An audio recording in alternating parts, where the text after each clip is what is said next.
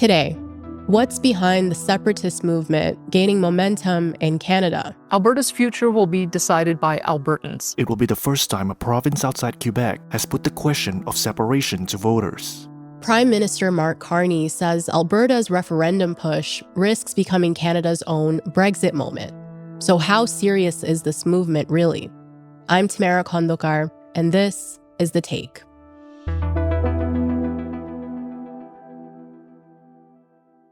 I'm Jason Markusoff. I'm a writer and producer for the Canadian Broadcasting Corporation, and I work in Calgary, Alberta.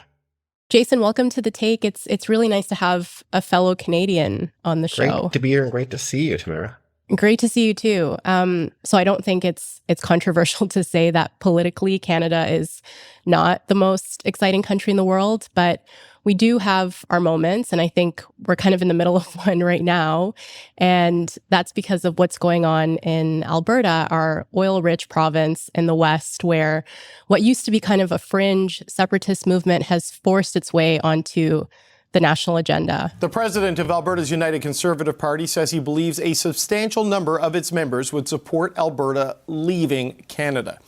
The party president says the premier's move to put the question on October's referendum ballot will help satisfy the separatists. Now, talk of Alberta separating has been around for decades, and we'll get into all of that later. But just bring us up to speed. Why are we suddenly talking about this? And maybe take us from the petition to the announcement of this vote. This movement has a long history, as you suggested. Ever since Alberta was struck oil in the late 40s, that became a big touch point. It was basically became the wealthiest province, almost the Saudi Arabia of Canada, or the Texas of Canada. Mm-hmm. People often call it Texas North. Over the last 10, 11 years under the Liberal government of Justin Trudeau, Alberta got really frustrated, especially as Justin Trudeau was pushing forth a lot of climate change policies that Albertans, a lot of Alberta conservatives, a lot of oil producers thought was a big threat to their wealth. As Liberals got to stay longer, and as they won another election this past year,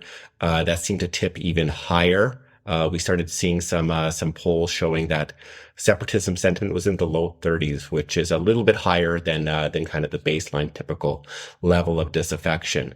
And then what happened was you have this premier of Alberta, Danielle Smith, quite a populist premier, more populist than anybody we've had for nearly a century. And a lot of the people who were in this disaffected movement, a lot of them motivated by separatist sentiment, a lot of them originally coming from the COVID pandemic. They had really helped her become premier.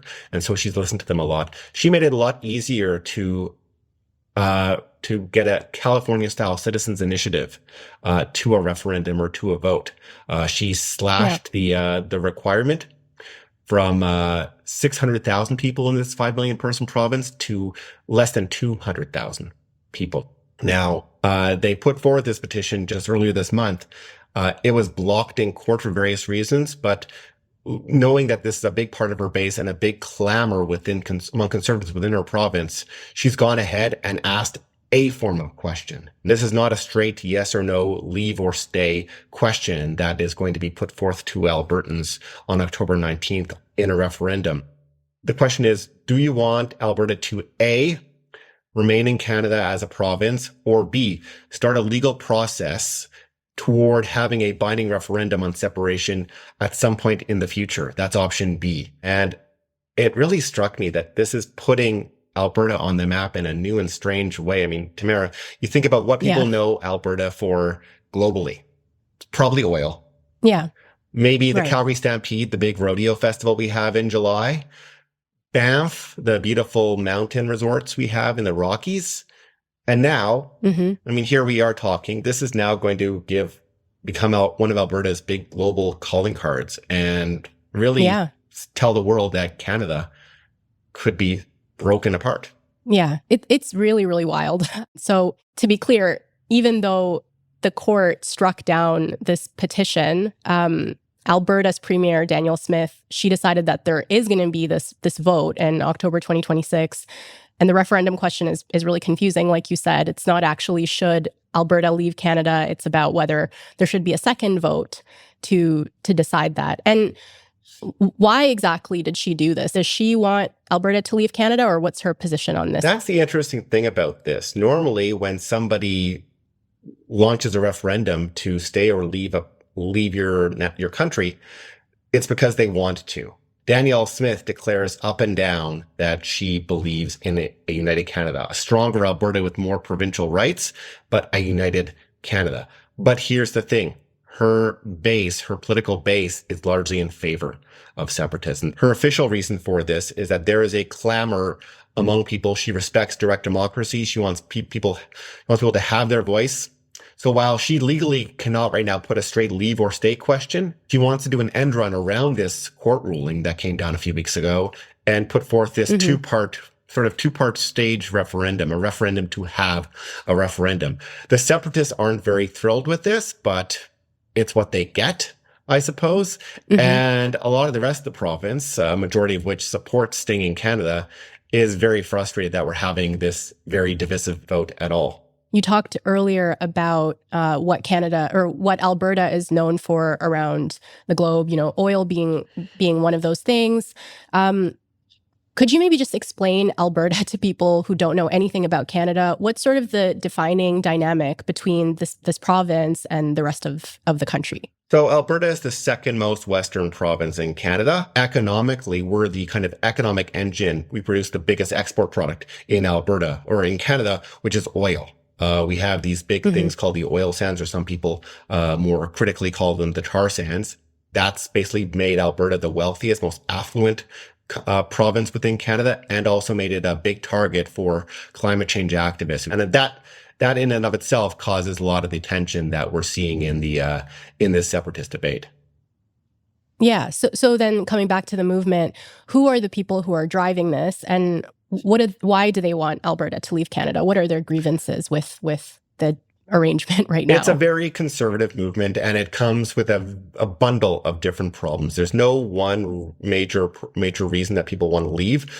For some people, it's economic, that Alberta could be much more affluent if it didn't have to help support with transfer payments and equalization support lesser affluent provinces, especially those in the east, Quebec. Meaning like Atlantic giving provinces. Money to other parts of Canada. Yeah, basically, when you say equalization Albertans pay higher taxes.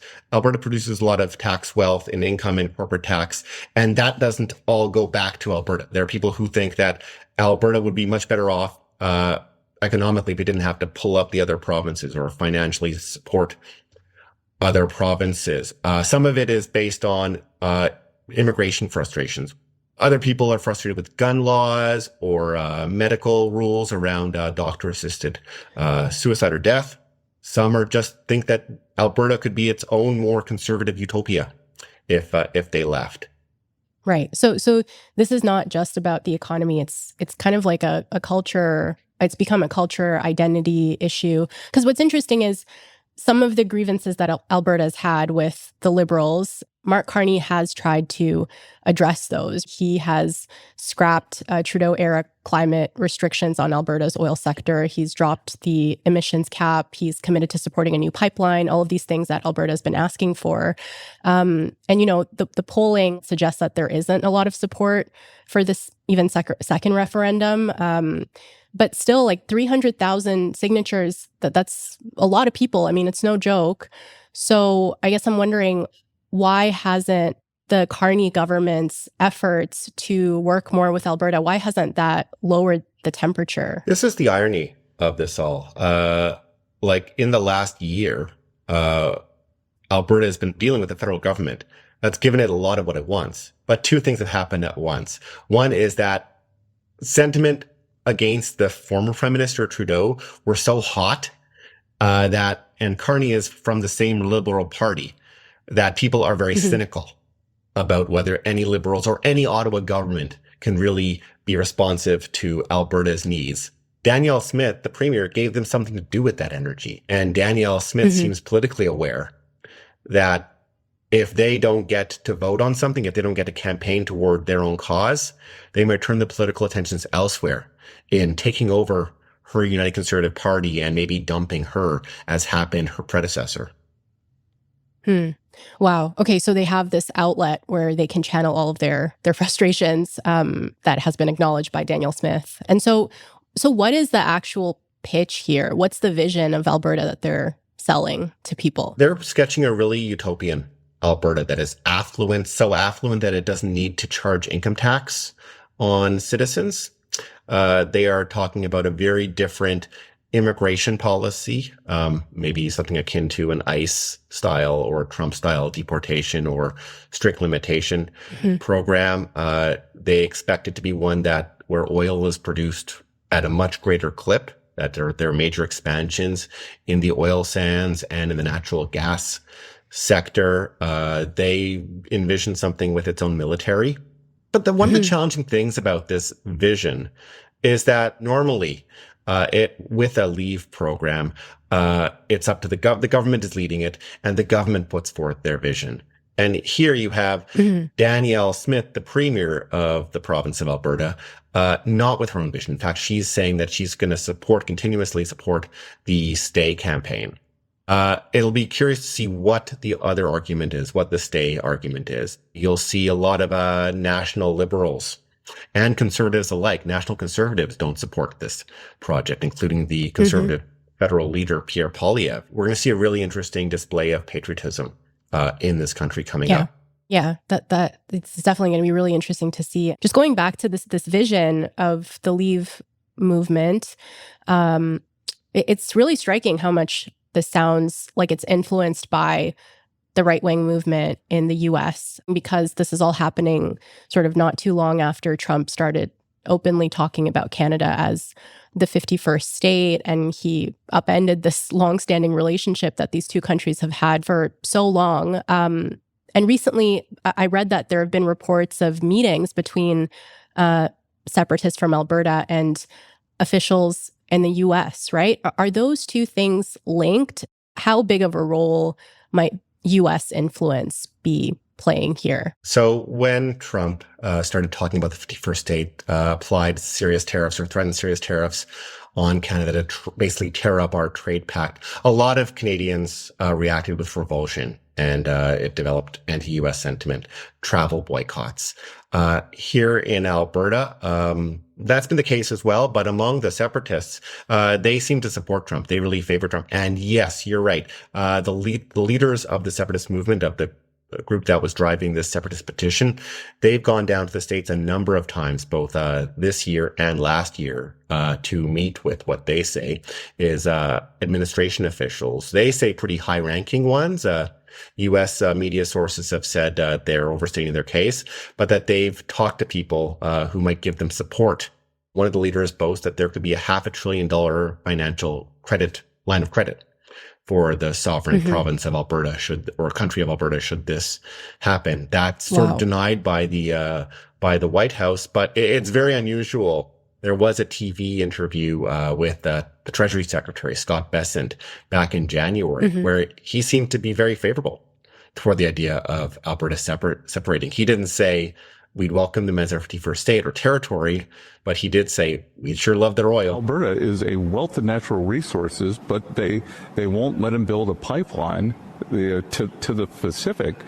I think we should let them come down into the U.S. But even if this movement actually succeeds politically, like say this vote in October says, yes, we should go to referendum, and the second referendum, Albertans vote to leave Canada, it's not going to be as simple as the yes vote passing and then, they leave. There's going to have to be a lot of negotiations with the federal government, with Indigenous groups. There's a series of negotiations on how to leave, who gets what, who gets the national parks, who gets the military bases, what happens with First Nations, treaty lands. Those are going to be all these different discussions. It's not clear what Alberta gets, how it divvies up assets, financial assets, pension funds, military hardware. A lot of what ifs. I mean, you think about Brexit. There are a lot of parallels on Brexit here. But one of them is when they voted in 2016 to leave, it still took a number of years to negotiate that divorce from the European Union. Just kind of sticking with this Brexit comparison, even though separation itself would be difficult. Mark Carney and a lot of other people who've been commenting on this seem worried that even the act of putting this to a vote, of legitimizing this movement, could change the country, right? He compared it to Brexit, which was another thing that people didn't think would happen until suddenly there was a vote. The vote went the other way, and the country then had to deal with the consequences. That is a very dangerous bluff. I saw firsthand what happened in the United Kingdom when the view was vote for this, it'll be soft, and then we'll negotiate, etc. And they ended up, and they're still 10 years later trying to undo what people didn't think they were voting for, but what they ended up having. Do you think there is a risk here that even if most Albertans don't actually want to leave Canada right now, putting this to a vote gives this movement the kind of legitimacy, gives it the kind of oxygen that it didn't have before, and it takes on a life of its own and becomes much, much bigger? The separatist movement for a long time had nowhere to go. It had no political support among leadership of any major party. It could never get a candidate elected. They were always kind of on the fringe. Having this petition and now this referendum gives them a place in the mainstream debate, because how can you plan, pipelines between different provinces or organize major world events or talk about internal trade when one of the provinces, is on a path to potentially leave entirely? The Brexit parallels are really interesting and really compelling. In Brexit, you had the Conservative Prime Minister David Cameron, who didn't believe in leaving the EU himself, but he knew a lot of people within his party did. So he put forward a referendum to appease them, tried to defeat them, surprised that he lost. This could happen in Alberta as well, where Danielle Smith puts forth this referendum to quell internal debate within her own party, and there could be this big surprise. However, I would say there's one really important distinction between the Brexit vote and this Alberta Canada vote. With Brexit, think about it. Most people who are voting in Brexit weren't born with the European Union as part of their government identity. Their personal political identity was as Brits, as Scots, as people from the UK, not as Europeans. Whereas here, people grow up, they sing the national anthem of Canada. They have Canada on their passport. They cheer for Team Canada in the Olympics and in major sporting events. They believe in Canada. So I think that for them, there will be this big emotional pull towards staying in Canada. That is a formidable challenge for the Alberta separatists to overcome. I'm wondering if you could give me kind of a temperature check right now of how people outside of Alberta are reading all of this. What are you hearing? Are people taking this seriously? Are they rolling their eyes? What's like the mood right now? Oh God, it's kind of a bit of all of those things. A lot of it is like kind of your question is a lot of Canadians' question. What is going on there? We thought this was a placid, boring relationship. There were some frustrations that Alberta had, but are you guys really that fed up? Oh, wait, you're not? Only a small vocal group are? Then why are you holding this referendum? I mean, there's a lot of frustration nationally and among even other fellow provincial premiers with this decision that Danielle Smith made to put forth this referendum. But there's also this awareness that if you get too angry, if you get too hot, certainly if Mark Carney and his Liberal federal government get too hot under the collar and too angry and critical and derisive of the separatist movement, then they risk painting a big target on their backs. That this becomes not a debate among Albertans, but a debate of Alberta versus the big central threat in Ottawa or Ontario or Quebec. And that might make it easier for people to say yes. So there is this interesting balancing act that a lot of politicians and people have on how hot to fight this and how to make their case for Albertans to stay in Canada. So, I mean, given everything that we've talked about, this kind of vulnerable moment that Canada's in right now, as Mark Carney is trying to unite the country in the face of Trump's tariffs, even though there isn't a real danger of Alberta leaving tomorrow, what's the real danger of this moment, and what does it kind of reveal about where the country is at right now? People who want to weaken Canada, like Trump, it seems, will be very happy that this country that seemed like he was uniting in defiance of his tariff threat, of his trade threat, of his 51st state threat. Now it's fractured. A lot of people in the business community are worried about what this does to investment. Are people going to want to commit billions of dollars to major projects within Canada if the question of what Canada looks like is in question? And the other big thing is, does the separatist movement become this permanent national force within Canada, and how does that skew what our national conversation is? I've heard radio callers talking about losing friendships over this because people will be campaigning for this so strongly in my province that, these are pretty black and white issues. Do you want your flag to be this or this? Do you want to stay in your country or want to leave your country? These are dramatic questions, and it's going to be a very divisive, probably ugly and passionate debate. And even if the side loses, the separatists lose, which they likely will in the fall, and only say 25-30% of people vote, that's still 1 million people or so in your province who are committed to leaving. And we're not sure what kind of division that's going to sow within our national fabric. Wow. Well, Jason, thank you so much for this conversation. I think people will find it really interesting, and I'm always really happy when I get to sneak Canada episodes into the take. So thanks for being a part of it. Well, I hope Canadians and the rest of the world enjoyed the conversation.